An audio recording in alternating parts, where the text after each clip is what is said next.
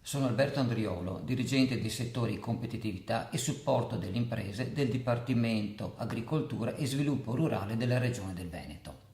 La misura 6 del programma di sviluppo rurale persegue l'obiettivo dello sviluppo delle aziende agricole e delle imprese regionali, favorendo il ricambio generazionale mediante l'insediamento di giovani agricoltori, la diversificazione delle attività agricole e lo sviluppo di quelle extra-agricole nelle zone rurali, al fine di sostenere l'occupazione e il presidio del territorio mediante l'attivazione di 3 tipi distinti di intervento.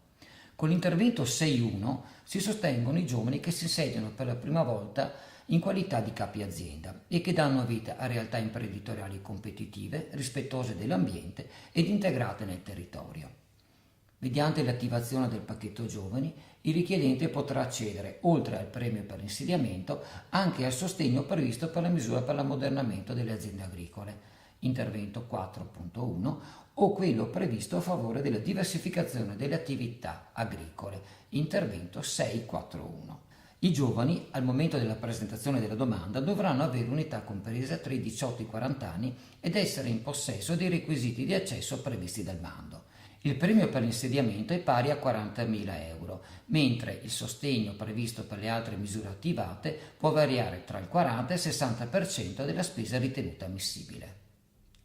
Con l'intervento 641 la Regione incentiva la diversificazione delle attività agricole attraverso la creazione o l'ampliamento di funzioni e servizi alla popolazione rurale, quali lo sviluppo di fattorie didattiche e sociali, lo sviluppo dell'agriturismo o servizi a tutela dell'ambiente o a favore della produzione di energia da reflui zootecnici.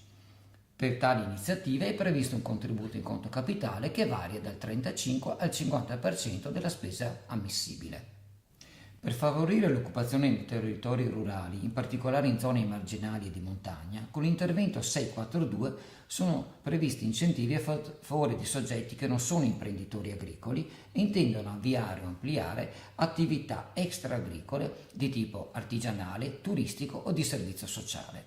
Anche per queste iniziative è previsto un contributo variabile dal 35 al 50% della spesa ritenuta ammissibile. Per le modalità di accesso agli aiuti è necessario fare riferimento ai bandi pubblicati nel bollettino ufficiale regionale.